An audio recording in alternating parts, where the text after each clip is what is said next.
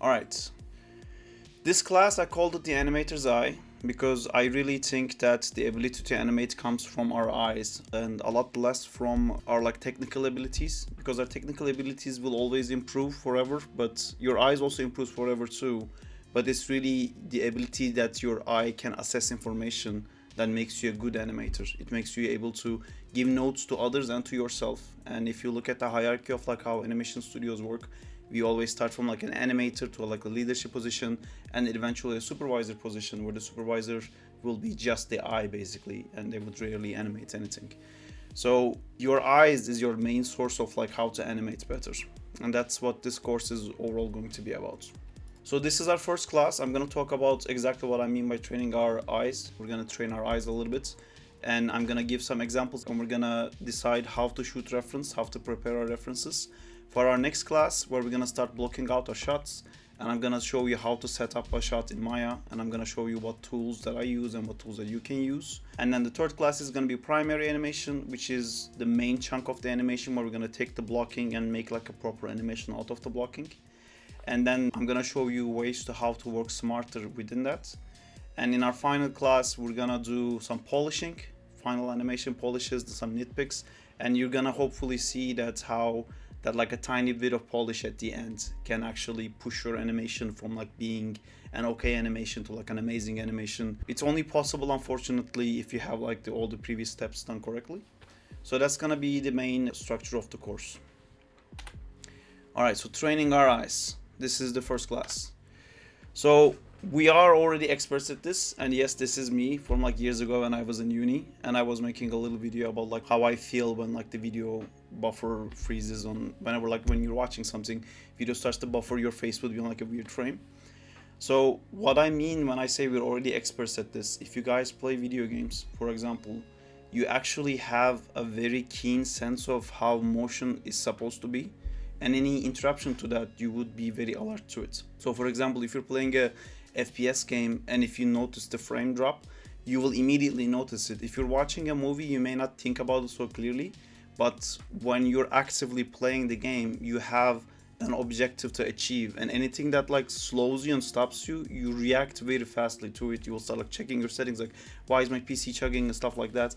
Same thing when you're watching movies, when YouTube buffers, or it doesn't really buffer anymore, this is an old thing nowadays, but when YouTube and Netflix buffers and stuff like that happens, you would react to it very badly, because unknowingly your eye is tracking a series of frames, and then when you expect the next frame, that frame doesn't appear, and then you have a reaction to why is this video so shit, what's happening. Another example of that would be the frame rate drop I talked about. Oh, also if you're using Bluetooth speakers and stuff like that, and you're watching a video, sometimes there will be disalignment with your speaker with the video you're watching, and you will also react very quickly something is off with this video.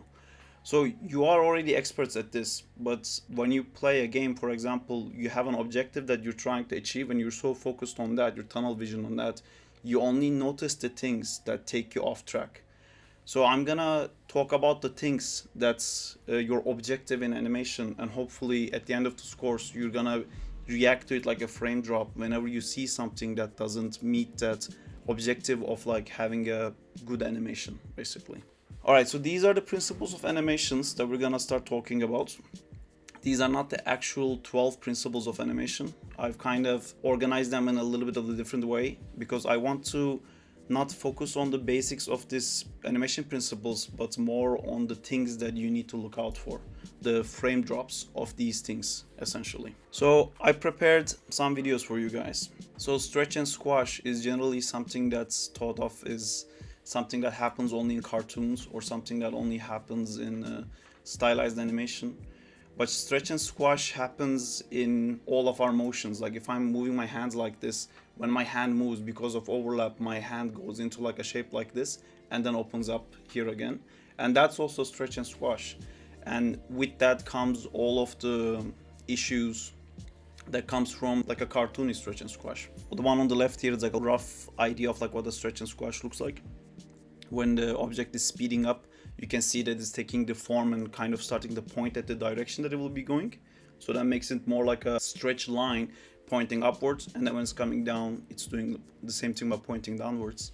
So the things to look out for that when you're watching animation, things that should like make you cringe, for example, when you're watching an animation, one of it is the losing of form.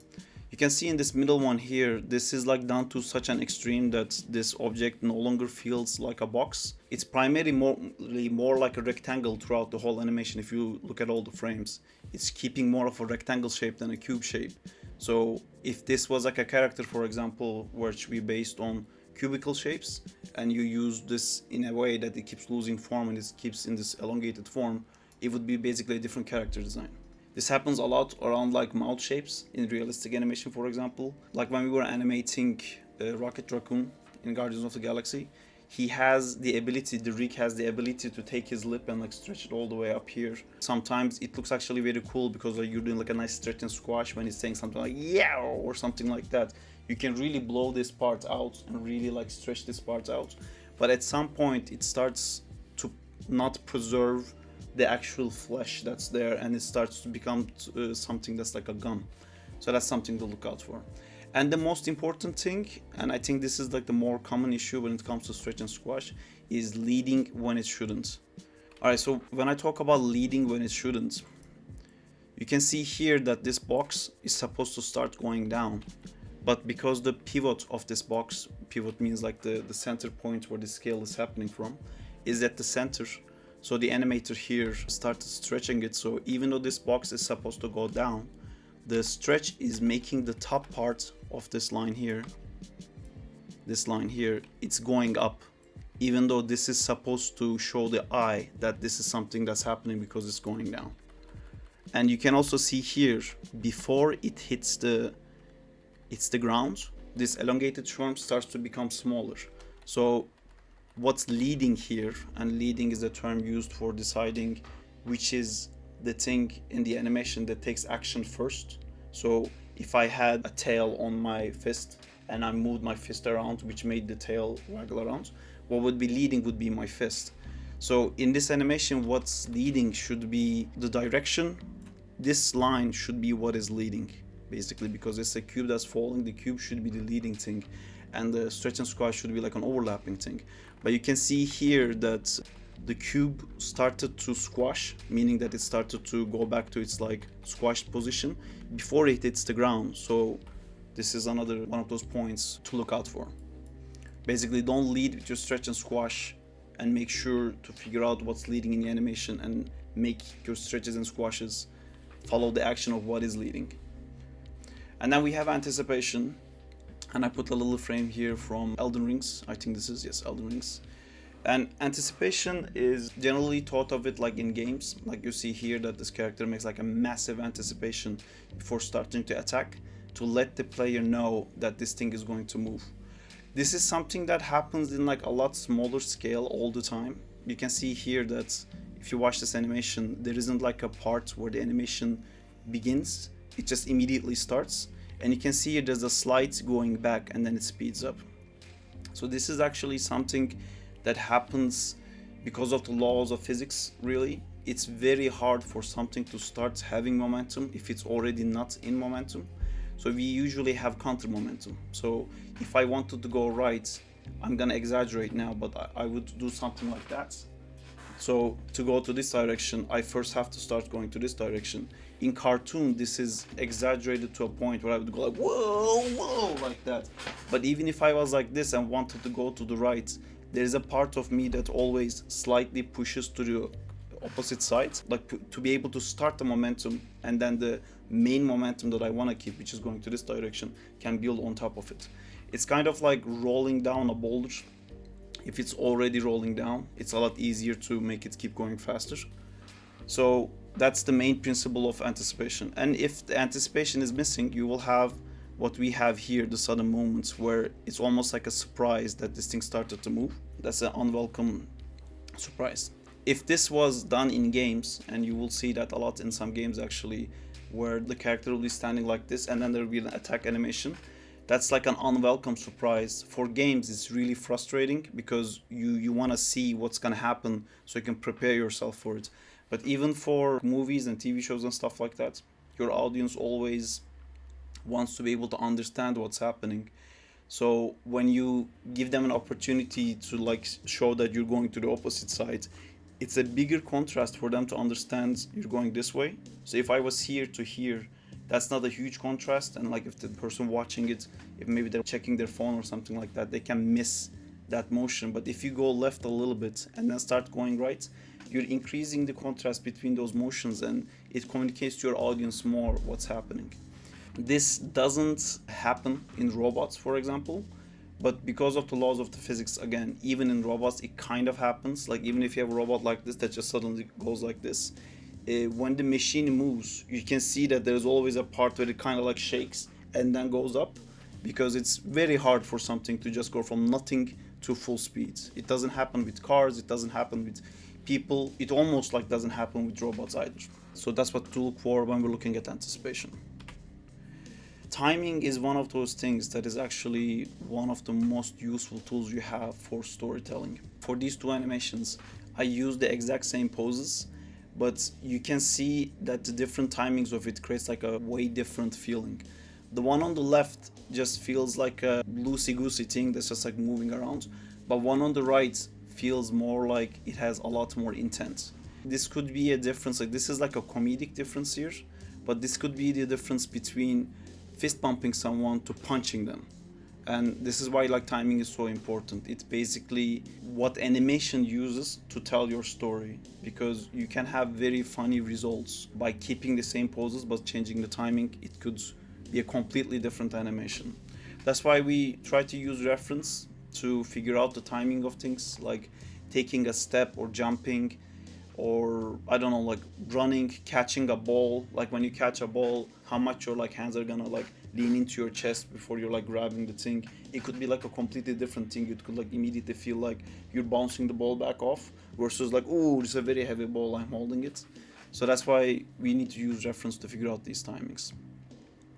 And the common problems when it comes to timing is the failure to follow the action and losing the intended information.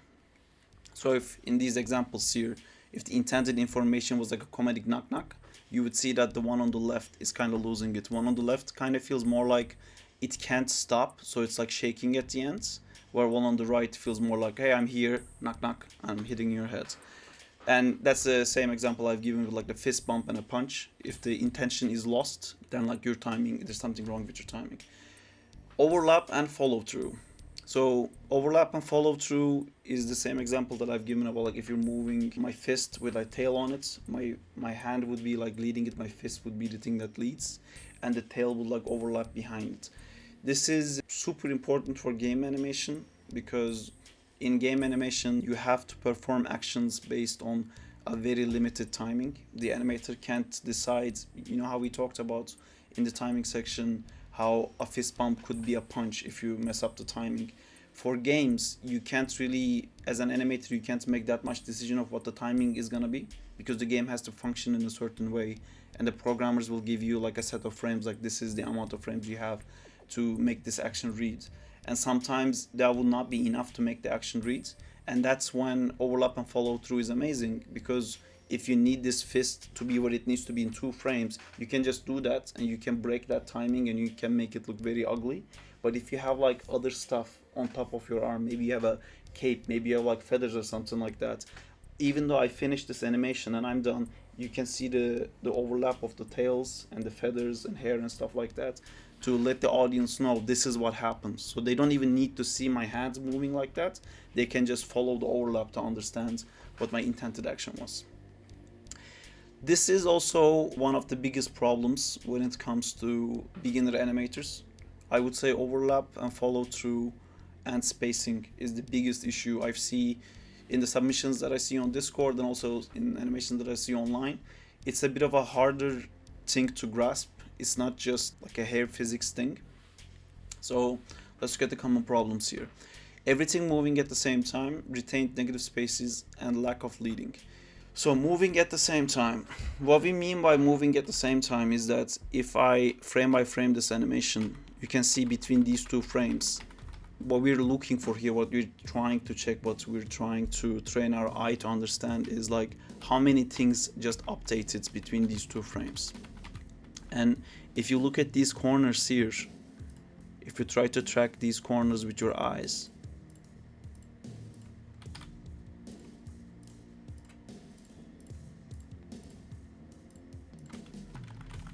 You can see that even though like my dots are not completely correct, this one is a little bit too low, but you can see that everything is moving at the same time. This is what I keep talking about when I'm talking about this.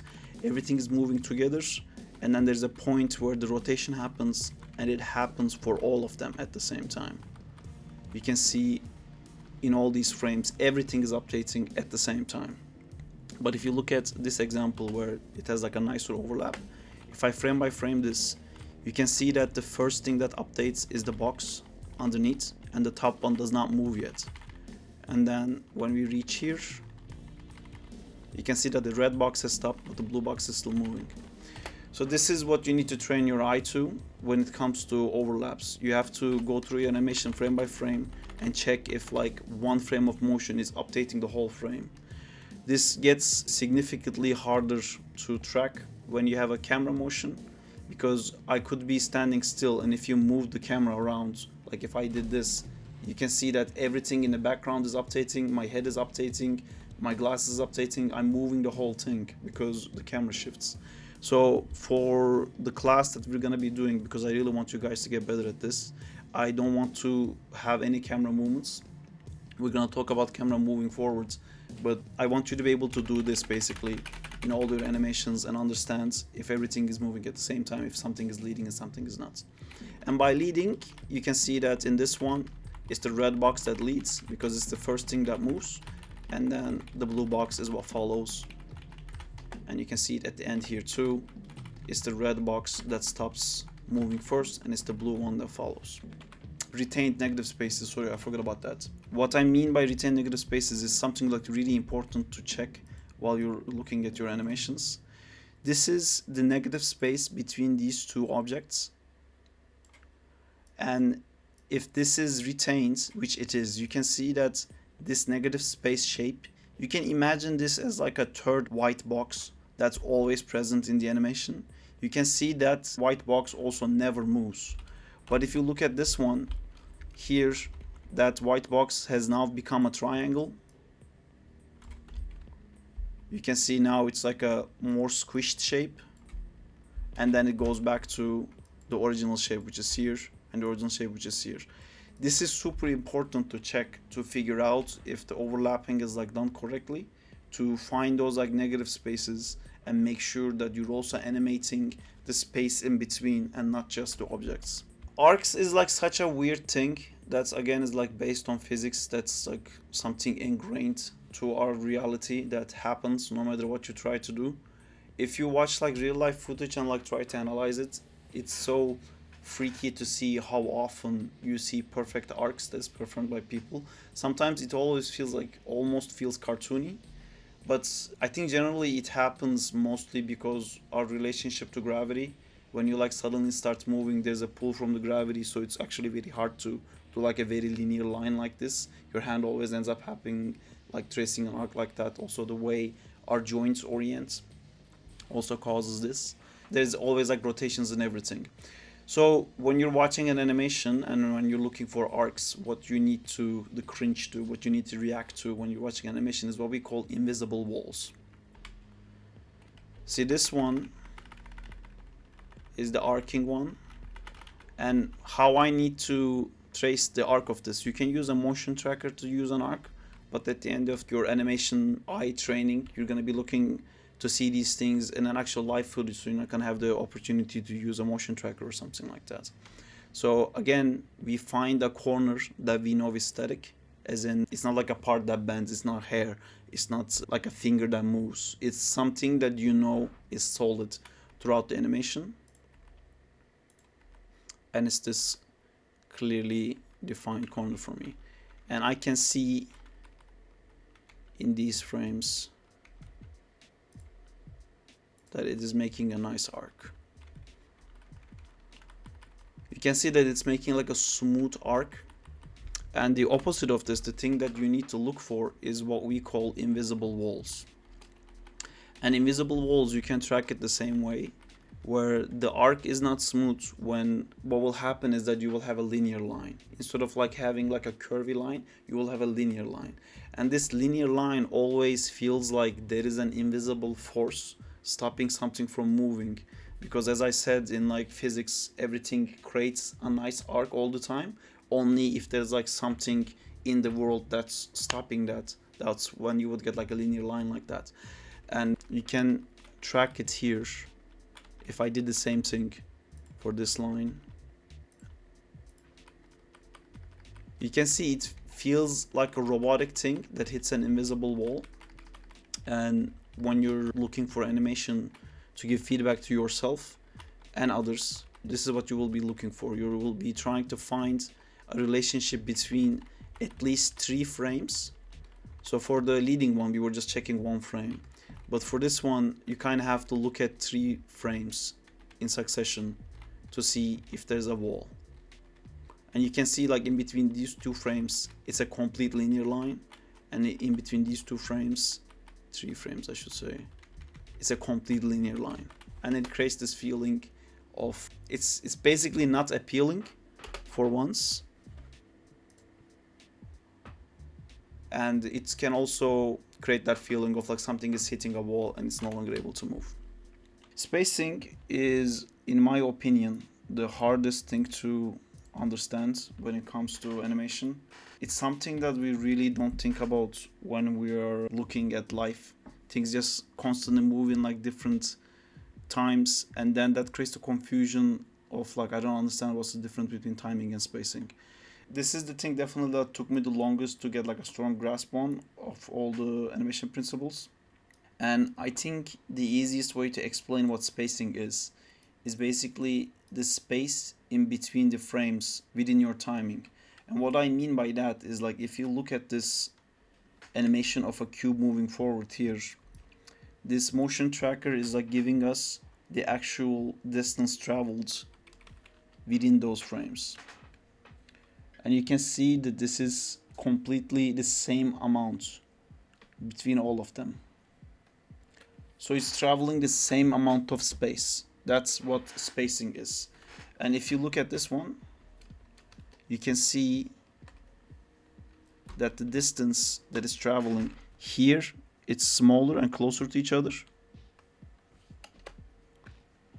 You can see how these are like closer, and then suddenly it starts to get bigger, and then it starts to get smaller again. It's like these distances we're looking at.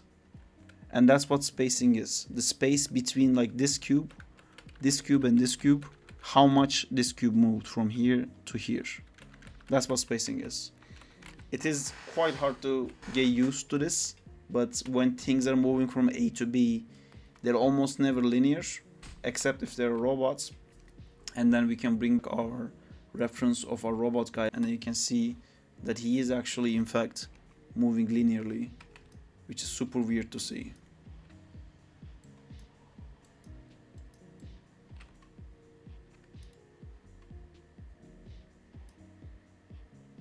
Look at how his hand moves from there to there.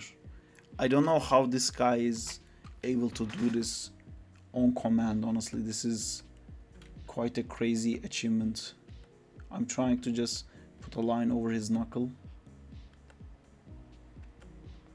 He's still like spaced a little bit. It's really hard to do, but like he's selling it so well. I think the spacing is coming mostly because of the perspective of the arm, the hand rotating this way, and I track the knuckles. But that's basically what spacing is. Spacing can create anticipation, spacing can create asymmetry, spacing can create, like, if I have both of my hands going up and down like this, spacing would be going like ooh, ooh, and it could still end at the same time. But if one hand is spaced differently than this one, you're gonna get like a result like that, which is kind of hard to do with my brain. But if you can understand, they start moving at the same time, they go up and they go back down, but this one is like doing it in a different speed, but they end up at the same time. It's just the spacing that changes. I mean, what am I trying to do with my hands? You can see it here between these two videos. This is the same amount of timing in both of these animations. It's actually the same animation. I just used the curve to change it. And I also included the Maya graph editor curve in this so you can understand that. So you can see this is why we called it like a linear spacing. And this is an example of a spacing that like eases in and eases out. It's the same animation, and I actually have a version of this where I did without even adding more keys. As you know, you have your tangents in a graph editor. If you were to move this tangent to be flat, you would get a line like that. And then if you move this one here to be flat, you would get a line like this. And this would create a different spacing because of these are your values basically. So you're spending like frame 275 to frame 285, let's say, here, and you're going from -8 to -6. You're only traveling like two values basically. But if you look at around almost the same frame length from these two, almost in the same amount of time, you're going from -6 to 2, which is 8 value. So the value amount you move changes across the same timing. I know this is a little bit confusing. I hope this is helping better just to see the amount, like the difference traveled between these two frames. I hope that helps. Yeah, that's a good way of putting it. Spacing is what happens within your timing, and it's the relationship between two frames basically, where timing is based on like your beats. Spacing happens within that beats. This is silhouette. This is my favorite one. I think it's because that I draw also, and I started like this whole animation thing by drawing. That this is the part that I enjoyed the most when I was like animating. The silhouette is basically one of the most powerful tools again to tell a story, because if you look at things like paintings or in comic books, without the actual motion, you can communicate so much motion. And silhouette is a big part of that. That's why in comic books we can feel like how hard someone punches or like which direction they're running or jumping. And even you can look at like old oil paintings of like war paintings. You can see so much motion, even though it's a completely static image. So silhouette is one of those things that has like so much information for your storytelling as well, like timing. And the problems when we're looking at silhouette is lack of asymmetry, stacking, and tweening. So this bottom one here is lack of asymmetry example, where I animated this completely moving together, which is something that's very unappealing, even though this is not one of those like physical rules that I said, like everything in physics is not always asymmetrical, but asymmetry is more appealing. So you need to try to achieve that to get some bonus points for your appeal. And you can see this one is like a lot more appealing. I tried to use a as unappealing as possible object to be able to just focus on the asymmetry of it. So yeah, basically in this as well, I tried to include some asymmetry. There isn't enough asymmetry throughout the whole body, but there is some. This could be asymmetry in your shoulders. This could be asymmetry on like how you put your hands. This could be asymmetry on how your chest is twisted. If maybe your chest is twisted this way, your hip could be twisted the other way. This is the kind of asymmetry we're talking about. And symmetry generally looks very unappealing. And again, the thing to train your eye when you're like reviewing animation or like live footage reference is to look at where the symmetries are and like ask yourself, can I make it asymmetrical? Does it have to be like this? Can it be like that? Sometimes when you look at boxing footage, for example, it can feel like very symmetrical. It shouldn't be, I think. I don't know much about boxing, but I don't think it's supposed to be completely symmetrical, but some references could be exactly symmetrical. But as an animator, you have to make it a little bit asymmetrical. Even like a difference from like this to this, like if I was showing like this to this is a huge difference in appeal. So that's one. The second one is stacking. And stacking, you can see here in Maya, if you don't have any lights in your scene and you press 7, which turns on the lights, if you don't have any lights, you're gonna get this view, which will show you your silhouette. And if you look at the silhouette of the stacked one here, this character could be doing multitude of things. We can't really tell. I mean, I can assume it's a punch, but if you didn't see all these other visuals, you may not be able to understand it. It's not clear. This is not definitely a punch. And this happens because of stacking. And stacking is basically putting different elements like this hand this elbow, this bicep, this like chest plate, all of it on top of each other. So you can't read it. So this is a big example of stacking because I kept the hand completely inside the body, so it's like standing like this. So if you look at me from behind, you can't see at all what this arm is doing. But stacking doesn't have to be that extreme to be problematic. And you can see this one is just like stacking the hand on top of the bicep like that, and then you end up with a shape like this, and you can't really clearly see what it's supposed to be. And if you go back and look at the same example in this silhouette mode, you can see how unclear it is. This could be a guy with like one arm cut off with like no arm on the other side, or like this, he could be pointing a gun here maybe, you know. It's very unclear to figure out just because like it's lost inside the silhouette. You have this line around your body all the time that defines your silhouette, and you have to look out for that. And then there is an example of a good silhouette where it's basically the same animation, same timing, I just moved things around, and you can see how immediately this is way clearer. And the reason this is clearer is because we're basically giving the audience a lot more information. It's not just simply taking this fist outside of the silhouette like that. This is nice, like I created some like negative space here so you can see this is different. But because I stopped stacking, you can also see tiny details like this thumb. You can see the lack of thumb here, and this immediately reads as a fist. And there is all these things like that, like you can see this sharp line here, you can read that that's an elbow. All of these information you give by not stacking the silhouette basically. And tweening is this one here on the bottom left. Tweening is kind of the same conversation that we had with the leading with overlap. If you track these points, they both start to move at the same point.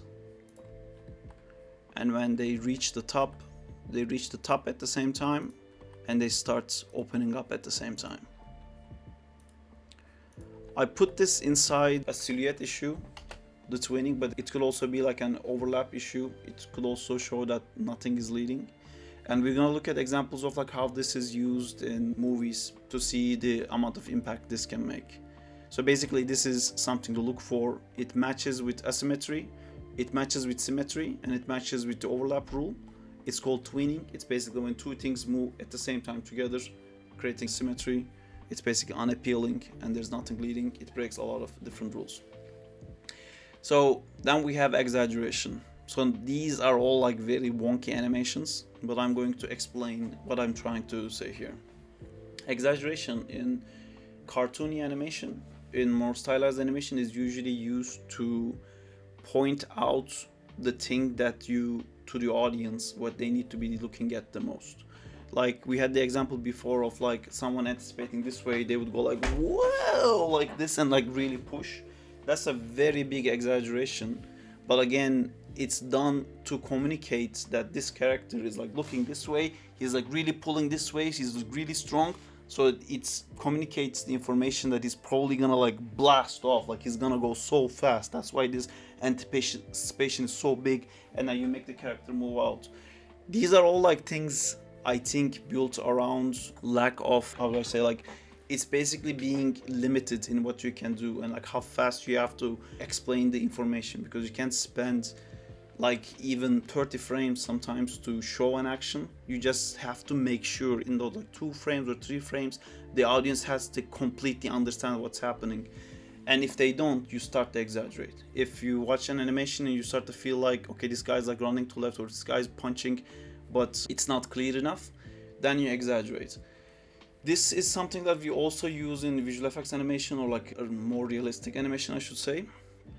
Not to that extreme. These are like all quite super extreme examples, but exaggeration by its nature is something that's extreme. So I have different examples of like different kinds of exaggeration here. So this is something we do and say a lot in realistic animation. Like if I had a guy punching, my feedback could be like, I can't read the punch, can you exaggerate the arc? This is an example of exaggerating the arc. You can see like how much up and down now in this arc. Like, instead of like punching like this, it's like kind of going like that, which is a lot, but it's basically allows me to focus on how I want to exaggerate the arc. Then I can pull this back, I can make it more contained, and I can bring it back to a level that's acceptable to cell realism. But you can see I also used it at posing. It's more like that anticipation thing I was talking about. It's a very exaggerated pose here. This is very exaggerated spacing. And when we were talking about spacing, we were talking about what leads. So I exaggerated a lot how much the elbow leads, to the point that his arm is now broken. So these are all things, and this is like exaggerated timing. I wanted to show the anticipation more, so I really made the active frame of the punch very small. So these are all like examples of how to exaggerate something, and this is more like a term I think is used for like feedback. I can look at your animations and I can say like, oh, I really like this pose, like can you exaggerate its arcs more, can you exaggerate its timing more? And hopefully you will not go to these extremes, but actually sometimes it's easier to go to these extremes and pull it back than try to just like find by like doing like a tiny step, tiny step, tiny step. It's easier to go a lot and then pull it back. So you can always push more, doesn't mean you should. And for reviewing animation, the thing that you should be looking for when it comes to exaggeration is basically unclarity. If something is not clear, or something is clear but not always clear, you can start asking yourself, what can I exaggerate here to make it more clear? Now we have appeal, and appeal is a bit of a interesting one because it could be a little bit based on your own preference, but we can guide the audience's preference by using appeal. So I have two examples here. The example I have here of like someone having his like finger broken. So in this one, I posed it, I spent some time of making this appealing. And the way I did that is I clearly showed a proper anatomy of the three fingers right next to the one that is broken. So this makes this one look intendedly broken because I showed three fingers that is not broken, and same here. I posed it nicely, and then I even added these lines to draw the audience's attention that like on purpose there is something broken here. And you can see the unappealing version here where the hand is not posed and I just like wiggled the fingers. And this could actually be, the one on the right could actually be real. You know, if somebody had like something horrible happen to their finger, it could actually look like this. This could be matching the reference correctly. But as an animator, you always have the responsibility to push things to be more appealing, because the more appealing they are, the clearer they are. So you have to find your intent in this frame. If your intent of this is that this finger is broken, so you have to make sure everything else is not broken. If the intent is like something is bloody, you would like remove blood from other places. Another example, this would be like an ugly face.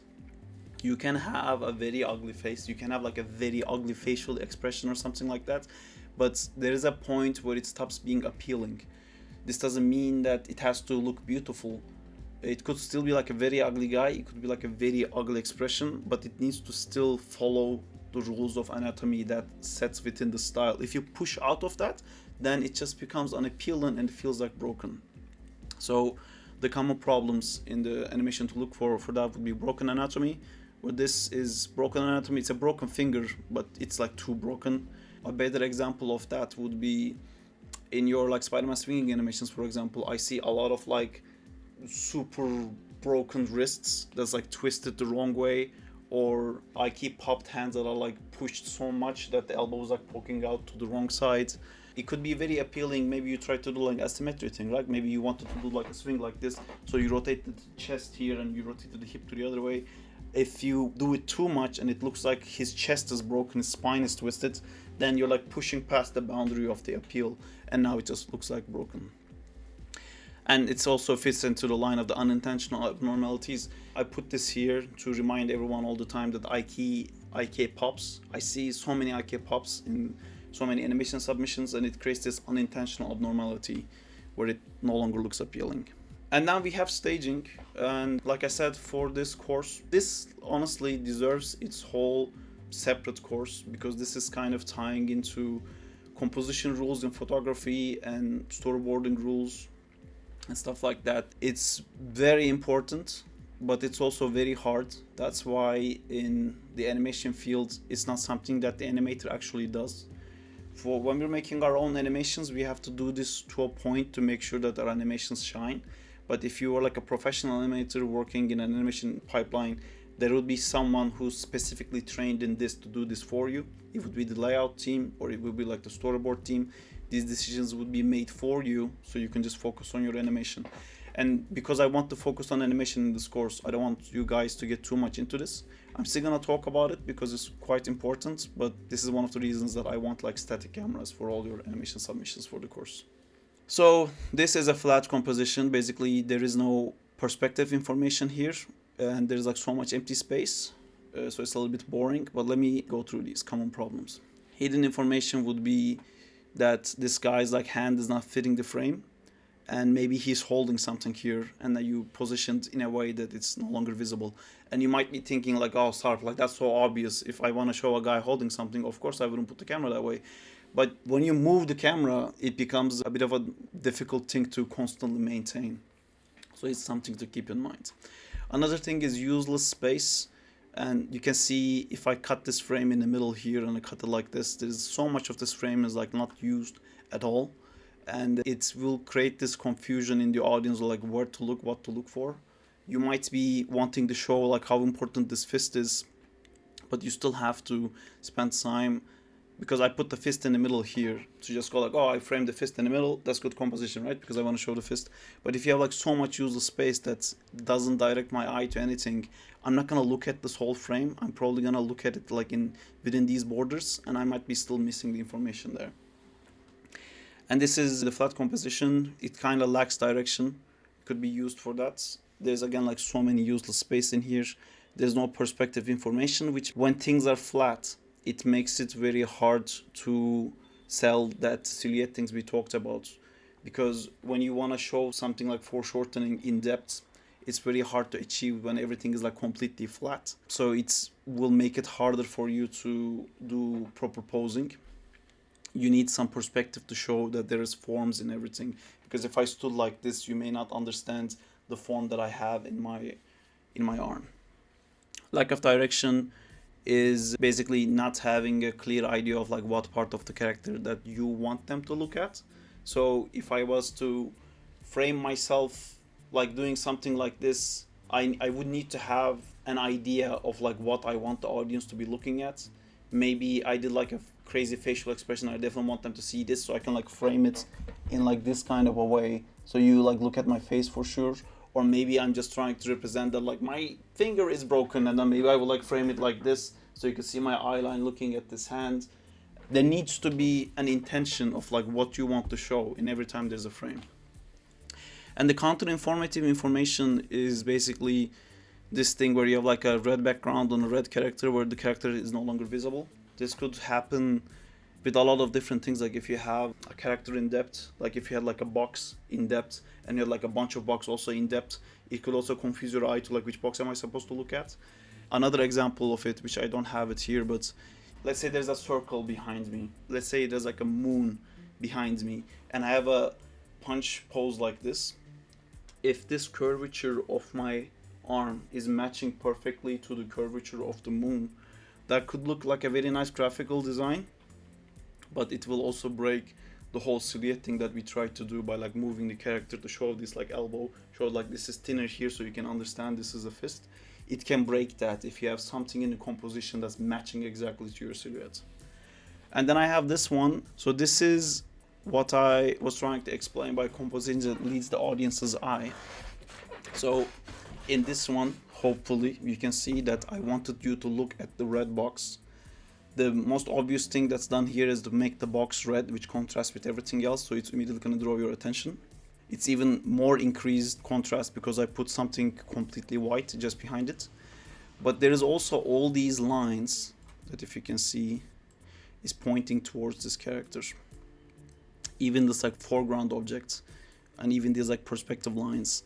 It can't exactly be like, you can't have every line exactly pointing to this perfectly, because you're gonna be staging something inside a forest, you're gonna be staging something inside a cave or something. You can't always have everything pointing exactly to the character. But the more you have this, the more direction you have basically of like making the audience look at something, which is a bit of an interesting thing too, because your audience's eye could be like wandering here, but if they were here and they followed this line and they will end up back here, Same thing here, maybe they thought like there's something interesting here, and then they follow this line, it would bring them back here. Same with the foreground objects, like people's attention do divert. So you kind of have to imagine if like they end up somewhere wrong, if they're lost, you basically giving them landmarks, so hey man, you're supposed to look at this way, kind of a thing. Anyway, I talked too much about this. We're still gonna use some of these rules when we're like staging or setting our camera, but we're not gonna be animating the camera for the course. All right, do you guys have any questions? What's up, Denzila? You wanted to frame a door that's in a hallway. Let's do that. That would already be matching so many of these things that we talked about, just because of the perspective of the hallway. So staging is kind of based on exactly what you're trying to say, right? So you want them to look at a specific door in a corridor. But if this was like given to a storyboard artist, it would be something like Johnny looks at the red door or something like that.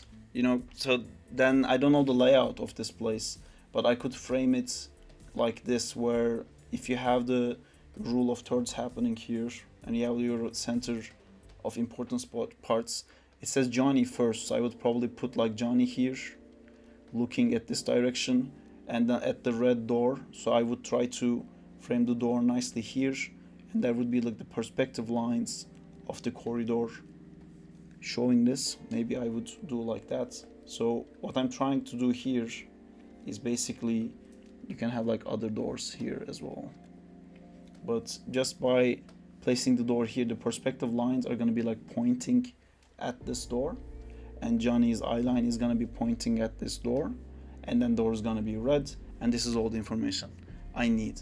But the case could be that maybe the layout of this place is set up correctly, and we know it to be a corridor like this, right? Like it's three doors together like that. And then you can still do kind of the same thing. You can rotate the camera a little bit like that, and this is our main door, and I could again like put Johnny's head in here to cover this door, which would allow me to use the rule of stacking by breaking the rule of stacking, meaning that I do stack, I do mess up the silhouette of this door behind it to make it unclear, which will direct the audience's attention to look at the door that I want them to look at. All these things that I talked about, it has like a other side of the coin. Everything that you're doing to make a good animation, you can use the opposite to make a bad animation, or to avert the eye of the audience. You can have something like that. And I can clip this side of this door, you know, even though it's three doors, now this is clipped, and it makes me feel like, I guess it's not important. This is like staged behind Johnny's head, so I can see it. This is right in the center. You can have some perspective lines, again Johnny's eye direction here, to make it look at this door. So I want to show you guys some stuff that is going to hopefully make everything we talked so far to be a little bit clearer. This is a great example of like how to use silhouettes. This is, I know it's gonna be a little bit funny, but this is a great use of like stacking. This is used for like comedic purposes, but you can see what can happen if you do your stacking incorrectly. This is something that's designed to create a comedic effect, but this is something that also happens to your, like I said, two guys here, if you have the camera angle like this way, it creates this comedic effect where it looks like the guy's dick is like pointing at the thing. But these also happen to your animations, but without the intended direction. So you do end up having something that looks like this, where it's technically meant to look like as a man and like shorter man standing next to each other, but instead it looks like the man has a dick. This can happen to your animations too. It's how you use silhouette and stacking. This is a great example of like breaking that rule. So I just wanted to show that what could happen if you break that rule. This is a great example of lack of overlap and everything moving at the same time. And this is what you would get if you did not do these rules correctly. You can see like when he's moving his arms are tweening. If we do the frame by frame thing, you can see that both his arms start to move at the same time. There's a lack of symmetry. If you look at the distance between his arms, the negative spaces here does not change at all. So this is like a fantastic example of like how to make something look robotic on purpose. And it's also hopefully a great example for you guys to understand that you do already have the eye required to make like good animation, because you can look at this and you can see that something is off, something is weird. If you can look at this and see that this guy looks more robotic and doesn't look like a normal human motion, that means that you already have the required assessment skills to make like a proper animation. This is incredible, by the way, this guy, what he's doing. But you can see that he's doing all these things that we talk about not to do. Like they actually bring this guy in like that. You can see that the negative space between his arms never change. That makes him look like a robot. That makes him look not alive. He's breaking all these, he's tweening. His arms are not making nice arcs. You see how his arm moves from like left to right? It's such a direct straight line, it doesn't do a curve, which creates this robotic feeling. Everything we talked about in this course, he's doing the opposite to create this result. This guy also. This is amazing. This is a great example of an invisible wall. You know that this is just a balloon. You know that there is like nothing in this balloon that's actually interacting with this guy the way he wants us to think, but we're buying it. Why are we looking like this and feeling like that this balls, like this balloon somehow has an ability to pull the guy around, or it's an actual solid object that is like struggle to push? We know that's not true, but we can see that it's definitely happening. And this is just the same animation principles at work again. You know, he's breaking the things we talked about. There is an invisible wall here, and we see this invisible wall because this thing is not pushing that line. It's not, when he puts his hand on it, it's not making an arc to go up and down. It's completely stuck here, and your brain immediately goes like, oh, there's a wall there, it can't go down. Where you know it's a balloon. Or like how he is leading with the balloon here. You see how when the balloon starts moving, his feet is not moving yet. He's trying, look at his feet here. He's trying to make his feet stand there as long as possible to create the same animation principle of like what's leading, what's following. And this is the balloon leading, and you're feeling like it's the balloon is pulling, and it creates that thing we talk about where it's like balloon is the box and this whole guy is just a tail, because he's the one that's overlapping. You know? Even like this part, you can feel something is off when he pulls this balloon here. This feels so off and weird, even though it's real, because there is no arcs. You know, I know that you can all, when you watch this, you can see how weird this is. And this is the thing I'm talking about. This is what animation is. It's being able to understand these relationships of things moving together. Look at his like poses here, for example. He's basically a stage actor and he's posing for the stage. Look at like what a nice pose this is. Look at how much information there is to show like his force of like trying to go forward, because he's not actually struggling to go forward, so he has to pose himself perfectly to tell the story of like he's actually struggling. If you focus on his feet, you can see that that's not how a human actually walks. He's basically doing animation.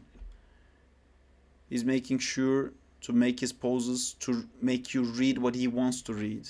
In every motion he has an intent of making you think something specific. Like all these poses are so good. This is like stacking a lot. But this is like priceless. Anyway, I just wanted to show you guys to make you understand that if you can see the oddities in this, you should be able to see the oddities in your animation, and then you will be able to follow through with all these rules. You already have the eye, basically, is what I'm trying to say. You just have to train it like you trained for playing video games to basically spot it. And this is, of course, Spider-Man. Who knew? Who knew I was gonna talk about Spider-Man in this course? So I don't want to watch this whole thing. Of course, I do actually, but I'm not gonna.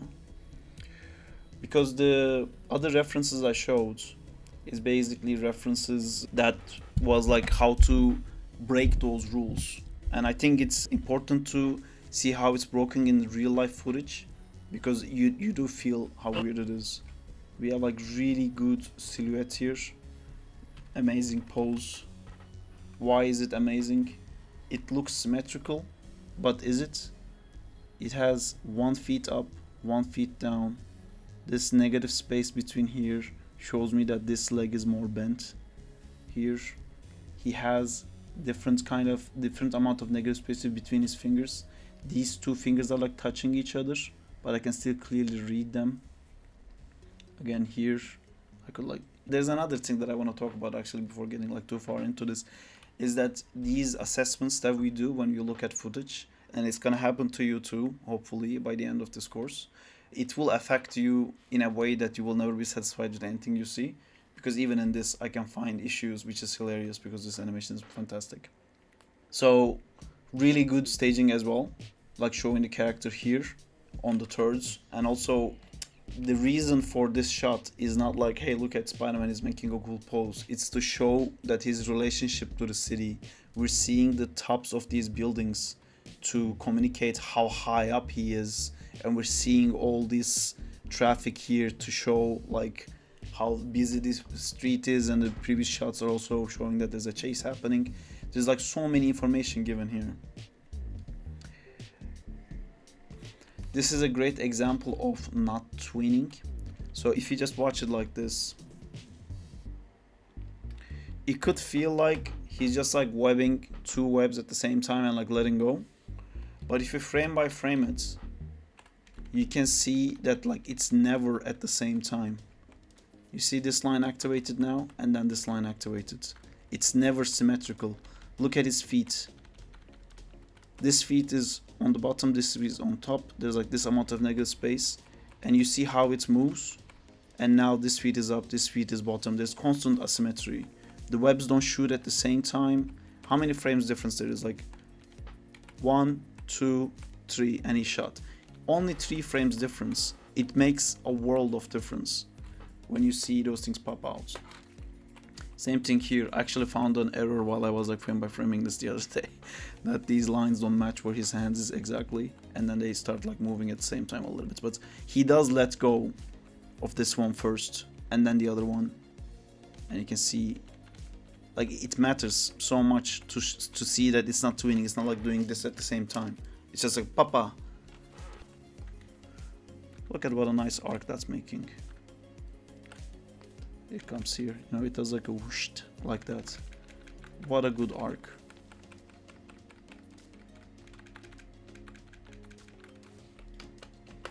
What an asymmetrical pose. Straight leg, bent knee butt high, straight arm.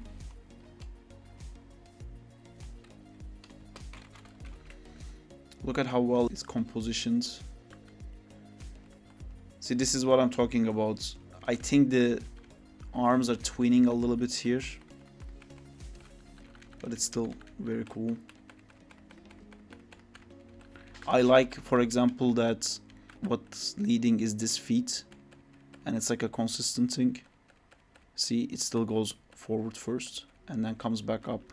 And this is basically a stretch and squash as well. So we were talking about how to have stretch and squash in a realistic animation.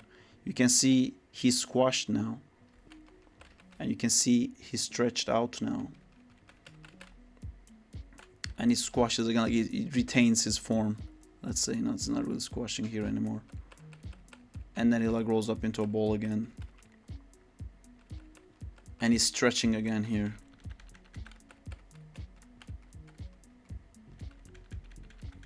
His stretch pose, his squash pose, stretch. You can find parts on his body and like track it to see what kind of an arc it makes. But see how difficult it is compared to the other examples that I had, because now the camera is moving. It's a whole different ballpark now. Another animation I had was this one. See again, coming in, straight arm.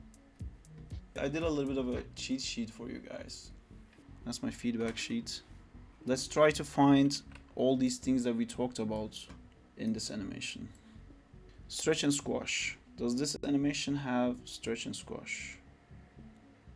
Not every single animation has to have it, but let's find out where this shot is. My god, this is so beautiful and it's so long. Let's find the stretch and squash poses. You know, the stretch and squash, because we're not actually doing like a cartoony thing, is basically your silhouette. So you can see this is like an elongated silhouette he has here. And then he's actually doing something nice. He squashed in frame. He's not actually squashing, but he's squashed in frame, because the thing that I was talking to you guys earlier about like how everything ends up being 2D. This is like stacked right now. So his chest is blocking his like hips and his knees and everything stacked on top of each other, which is something we talked about on something not to do, but he's using it here to basically take the stretched shape and make it squashed. You know, that long shape now became like a shape like this. And now it's like it's stretching here again, like from this shape to this shape. You know, it's a bouncing ball. So it has stretch and squash. We're not really gonna see any example of leading when it shouldn't here, or failing to preserve here, because this animation is great. Anticipation, can we find some anticipation? This is a bit of an anticipation that his feet goes up first like that. So what happens when his feet goes up like that? Because what we talked about in anticipation was that if you want to go here, you know, like he jumps here, right?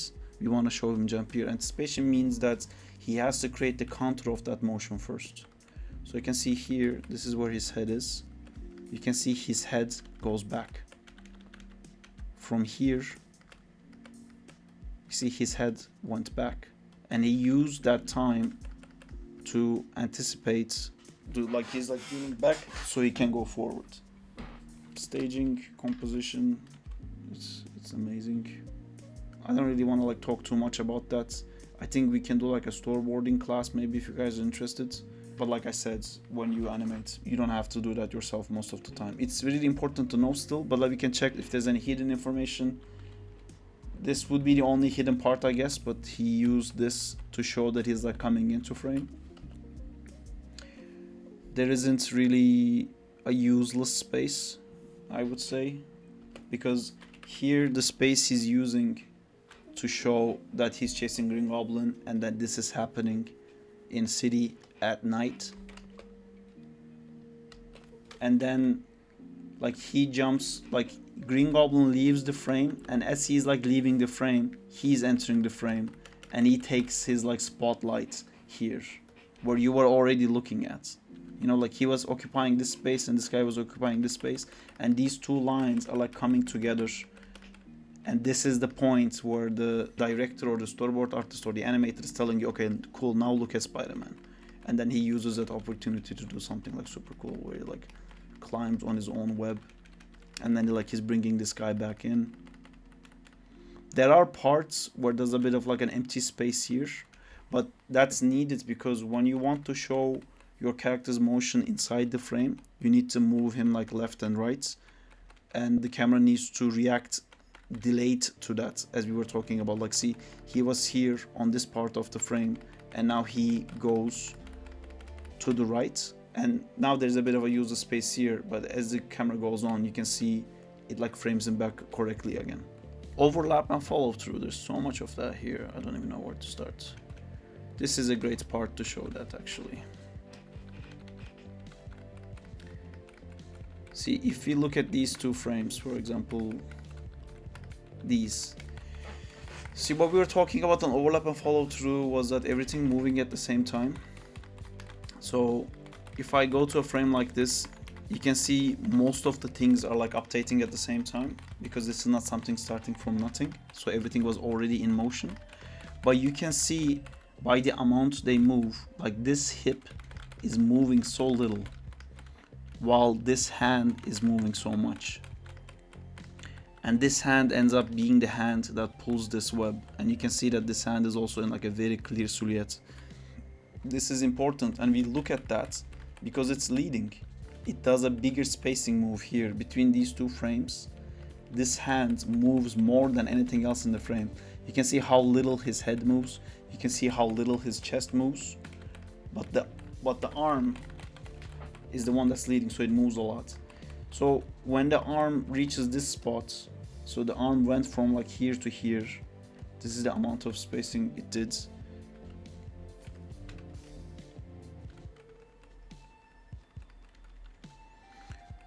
See, this hand again is a great example. I'm going to use this hand again.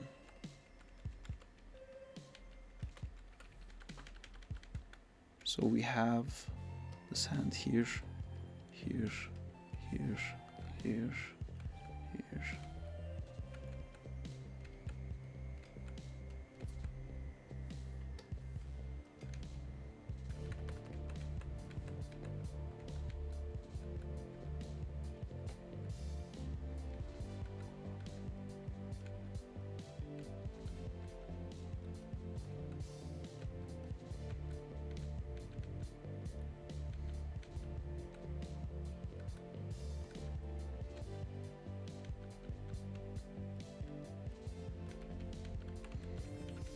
I hope you guys can see that the relationship between these ones are smaller, then it gets bigger and bigger. You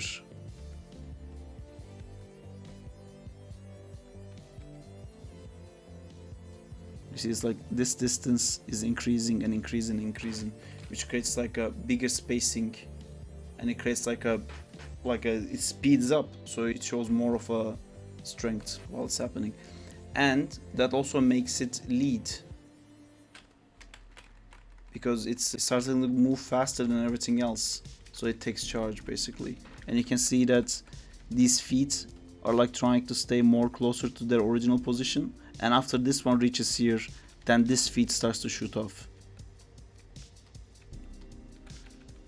This foot also has like a spacing change here. You can see that there's a part where this feet kicks off here. It speeds up also, but it does it after the spacing of this arm is done, because that arm is leading. So if you were to look at how this looks like in a graph, this would be kind of like the graph that the arm has, this part being the fastest point, and then the leg would be almost the same thing, but it would start here like that. So when this is starting to slow down, this is starting to pick up, and it creates that like nice relationship. If these spacing differences, we do this a lot, where like we would take this curve and like paste it into the leg, like we would take the spacing of the hand basically and paste it inside the spacing of the feet and then offset it, and then you end up having the same curve. What you can do is like maybe you have this and then you pasted it to the feet, and then you can like scale it less. But if you think of like percentages, this is 0%, this is 100%, and here it goes from like 20% to 80% here. And if you scaled it all down, maybe this value was, I don't know, 200, and this value was like 400. Maybe you dropped it down to starting from 200 to ending at 300. You decrease the value a lot, but because you use the same curve, the percentage would still be the same. Here would still be 20%, here would still be 80%. And the reason I'm talking about these percentages and explaining this is that if your spacings are like similar within your different limbs or like different controllers basically, it will feel more like a unified object moving together. And another great example of that was this guy again, where he was moving his head while he's like going up.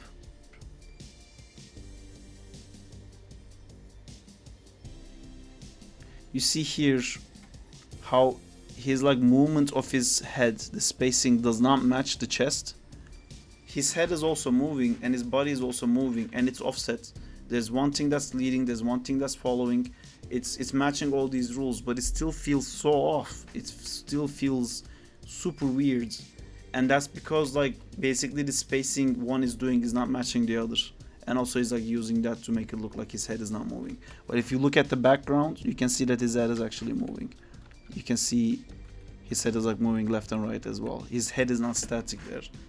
It's just the amount of motion, that the percentage of the chest moves left and right is not similar in the head. So that creates a huge disconnection. This is something that you can have where like maybe you want to make a guy like look really close to the left because he noticed something, so he looks left like that, which is gonna make him like lead with his head, and then the rest of his chest is gonna follow. Like, so it would be something like that, you know, like head first, chest later. And if you don't have spacing changes across these two things in like a similar way, it would be something like, and it feels really weird. And you might still be thinking, no, but I led with the head and then the body came. Why does it look so weird? And that's because those relationships are not matching. So that's why we do that. That's why we copy these curves commonly. And then I've also added my old animation here because there's so many of these issues in this one. We're gonna use SyncSketch for this actually. This is syncsketch.com. We're gonna use this for the class. I'm gonna add a review of SARP old. Let's create that. I'm gonna add a media from my computer, from my downloads. On good animation, you can also see what can be improved, but you know, it's easier in, I don't want to say bad animation, in animation that can be improved. It's easier in that. It's really all about your eye. If you guys can like start reacting to these things that's on this list. Again, I've written like the negative of all of these rules instead of the positive, because like finding the positive is harder, because when these things are like done correctly, it just looks beautiful, and it's the illusion of life. That's why there's a book, a very famous animation book called Illusion of Life. If you achieve all of these rules correctly, it creates the illusion of life, and then you stop questioning it. And that's why it's very hard to sometimes look at a good animation and be able to tell why is it so good. It's easier to look at a bad animation to pinpoint out why is it bad. And if you can get good at like finding out why it's bad, you can like keep fixing those issues, and then you will eventually end up with the illusion of life yourself. It really helps to see a lot of different animation, and I'm really tuning into this more now because I'm giving you guys feedback and it's actually improving me a lot. And I realized that the same thing that improves me could also improve you. That's why I made this class completely about like the eye. So I've just put this in SyncSketch. And I'm gonna focus now just to show you guys how I do it. So we're gonna look at the animation and try to figure out what can be improved. So in these few frames, best way to do it is just to have this list next to you so you can look at the list. So I'm looking at this. My first thing is like stretch and squash. Is this preserving? Is this failing to preserve form? I don't think it is. I think that's fine. I don't see leading when it shouldn't too much either. So for these first 10 frames, I'm gonna let this one go. Anticipation, it does go down before going up, and then stays up, and then lands. It doesn't anticipate the landing. So another way of anticipating is not just going left and right. It's basically a stretch and squash thing that's missing. We can see here. This is a pretty squashed pose, and this is already not like an elongated pose, and this is another squashed pose. So I would say this pose needs to have legs that are like stretching out more. It would anticipate what's about to happen next by making his body thinner first before going fatter. And that's another way of anticipation. It's the same thing as doing the counter motion. So I think it can use that. What else? Overlap and follow through. Is this overlapping? How do I check if it's overlapping? Everything moving at the same time. Let's see. I think here everything is moving at the same time. I can see the inside. I don't see any inside of this hand, any inside of this hand, and suddenly I see inside of both hands. I can see that it's retaining negative spaces this shape here is pretty much the same across both frames. This distance here, this negative shape here is same across both frames. So I would come here and now write retaining negative spaces, lack of overlap. I didn't mean to write it with caps lock, you don't have to be mean. Yeah. Here I see, so I don't want to jump because I see a lot, but I don't want to just like start listing everything that I see because I want you guys to be able to do it by like this list. Timing, let's look at timing. Failure to follow the action, losing crucial intended information. Is it doing that? I think it is doing that actually. I think the timing of the swing is so fast that I have to watch it a few times to understand what's happening. I think the swing is way too fast. Yep, so I would come here and say swing is too fast, timing dash, what's the rule? Failure to follow action. We can track his arcs. I keep seeing this, I just can't stop myself from saying this. The tweening here is crazy. You can see both hands move at the same time here. They go closer at the same time, they land at the same time, and then they push at the same time. So it's like constantly tweening everything. Silhouette, tweening, arms. Arcs. Let's see if we have any invisible walls. I can track the arc of this hand here.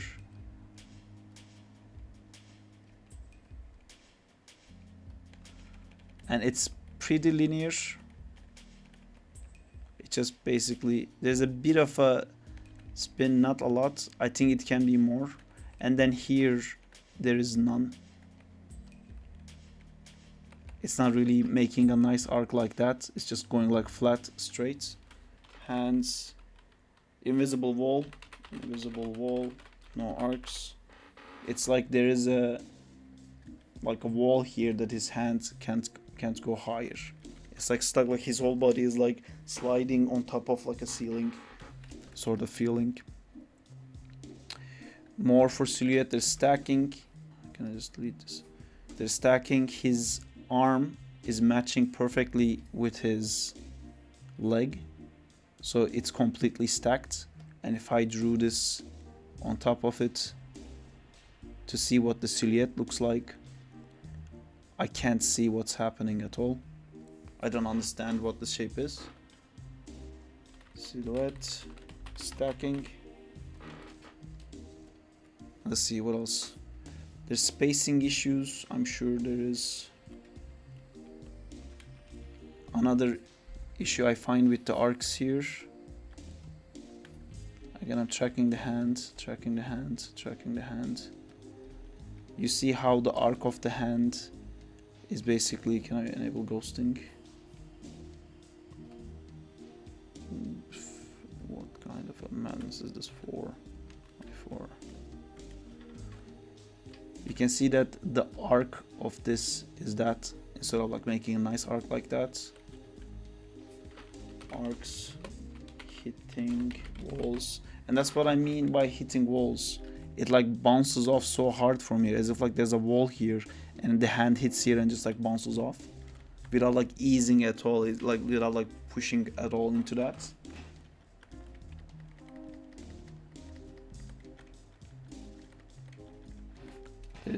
I can see this negative space here along the whole thing. It never changes. It changes slightly there.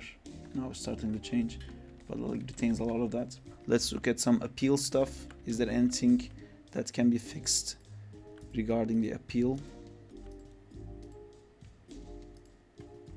I mean, I do see this again. This is a version of SART that doesn't understand silhouette, needs asymmetry. Appeal, let's look at some for broken anatomy. That doesn't make sense.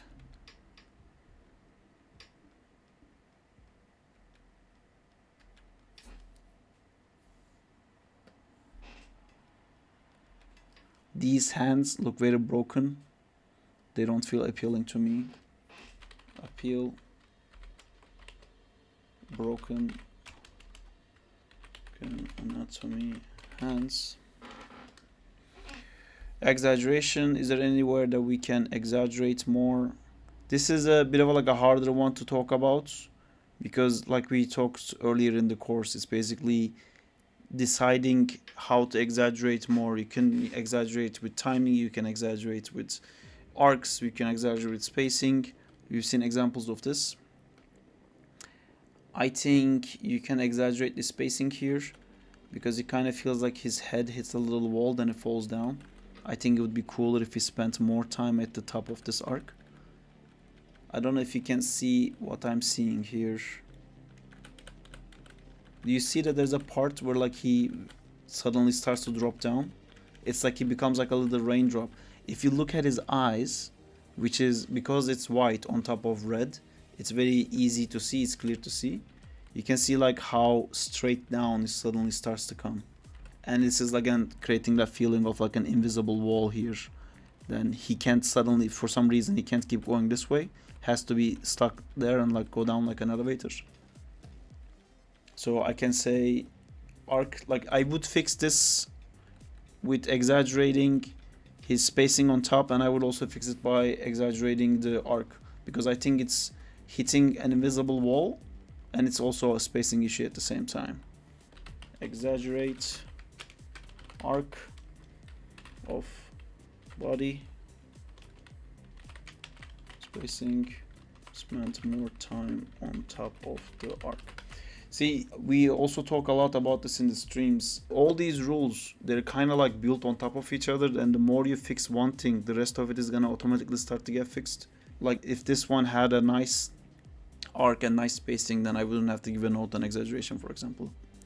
Staging composition, I don't really wanna talk about it again. And unfortunately, I think all of the animations that I had on the playlist has an animated camera. It's kind of unavoidable. Everyone wants to like a moving camera. You can see this is like me, I don't know, like 7-8 years ago, when the whole thing is like uncut.